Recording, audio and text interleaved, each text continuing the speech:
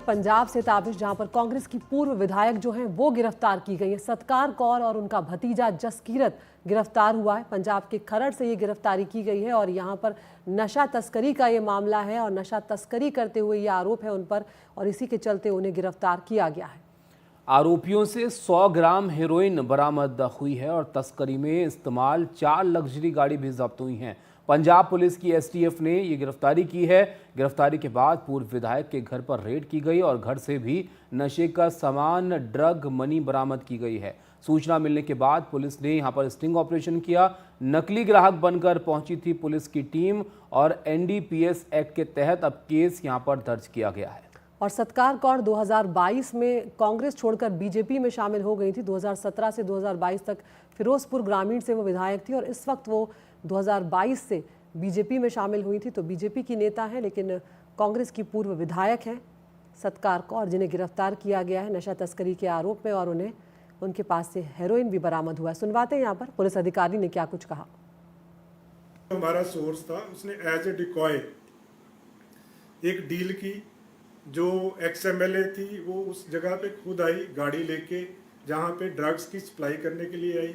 जब हमारी टीम जो एएनटीएफ की टीम थी उन्होंने जब इंटरसेप्ट करने की कोशिश की तो इवन गाड़ी दौड़ाने की कोशिश की गई। एक ऑफिशियल के पाँव पे थोड़ी सी चोट लगी है उसमें और मौके पे 100 ग्राम ड्रग की जो रिकवरी हुई मौके पे। हाउस सर्च में 28 ग्राम और जो चिट्टा जिसको हम कहते हैं वो मिला है वहाँ से।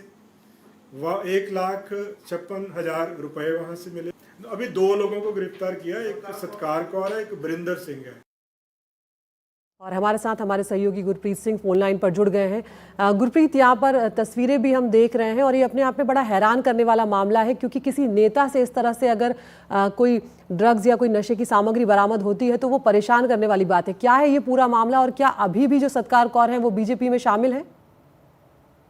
जी बिल्कुल, अगर देखा जाए तो जो आईजीपी है हेडक्वार्टर सुखचैन सिंह गिल ने बिल्कुल क्लियर किया कि जब उनके पास ये इन्फॉर्मेशन आई कि कोई विधायक इस ड्रग स्मगलिंग में इन्वॉल्व है, उसके बाद लगातार उन्होंने कई फोन ट्रैक किए और कई कॉल रिकॉर्ड और कई एविडेंस कलेक्ट किए और एविडेंस कलेक्ट करने के बाद उनके पास एक इन्फॉर्मेशन आई कि वो चंडीगढ़ के पास जो मोहाली है, मोहाली के पास खरड़ एरिया है, वहां पे ये ऐसे ड्रग स्मगलिंग कर रहे हैं और जो ड्रग एडिक्ट्स है उनको ड्रग्स हैंड ओवर करते हैं। उस बात को लेके उन्होंने डिकॉय कस्टमर बनाए पुलिस के अधिकारी जो वहां पे ये हेरोइन लेने के लिए वहां पहुंचे। उन्हें 100 ग्राम उन्होंने बेचने की कोशिश की। जब पैसा ट्रांसफर हो गया उसके बाद उन्होंने गिरफ्तार कर लिया सत्कार कौर और उसका जो भतीजा है उसको उन्होंने कस्टडी में ले लिया। उसके बाद उनका घर है यहाँ पे खरड़ में, वहां पे रेड की। रेड करने के बाद 4 लग्जरी जो व्हीकल्स है वो भी अपनी पोजीशन में ले लिए और आगे तहकीकात चल रही है।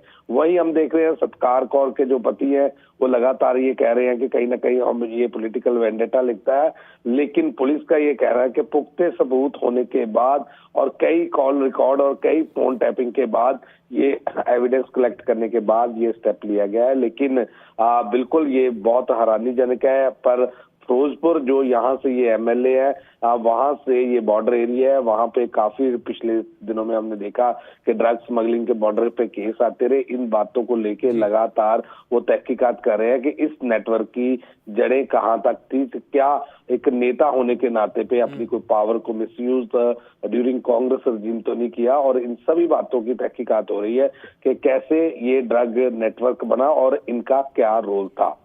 Back to studio. अच्छा गुरप्रीत, अब क्योंकि नेटवर्क की बात यहाँ पर हो रही है, जाहिर तौर पर कि एमएलए पूर्व एमएलए हैं और इनका नाम अब यहाँ पर आया है सामने, तो इसके बारे में क्या पता चल पा रहा है? कहाँ से स्मगल करते थे और कितना दायरा इनका जो है वो लग रहा है अभी तक पुलिस को? देखिए, अभी जो पुलिस वालों जितने भी पुलिस अधिकारी है उनका ये कहना है कि जो प्राथमिक इन्वेस्टिगेशन की गई है उसमें ये पाया जा रहा है, क्योंकि फिरोजपुर बॉर्डर एरिया में है और शायद जो क्रॉस द बॉर्डर भी स्मगलिंग वहां पे लगातार होती है, उन सारे पहलुओं को हम देख रहे हैं। लेकिन इस वक्त सबसे बड़ी जो तहकीकात की जा रही है कि कॉल रिकॉर्ड और जो कस्टमर्स हैं जो इनके जिनसे लेते रहे, कैसे ये नेटवर्क चलता था, फिरोजपुर से डायरेक्ट चंडीगढ़ चलता था, जहाँ और भी सिटीज में नेटवर्क था, उसकी लगातार तहकीकात की जा रही है। लेकिन वो कह रहे हैं जांच का विषय है, एक बार जांच पूरी हो जाएगी उसके बाद सभी एविडेंस बताए जाएंगे कि कौन कौन से जो एविडेंस है जो इन पूरे नेटवर्क को कनेक्ट करते हैं और ये नेटवर्क कहां से चलता है और कहां तक पहुंचता है। ये सभी तहकीकात के अलग अलग पहलू है जो लगातार इन्वेस्टिगेशन की जा रही है।